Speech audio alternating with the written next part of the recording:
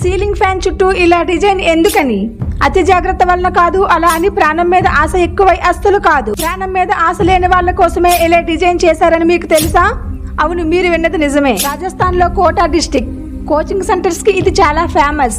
JEE అలాగే neat crack చేయడానికి ప్రతి సంవత్సరం మన దేశంలో అన్ని రాష్ట్రాల నుంచి దాదాపు 2 లక్షల మంది స్టూడెంట్స్ కోటా వెళ్తున్నారు.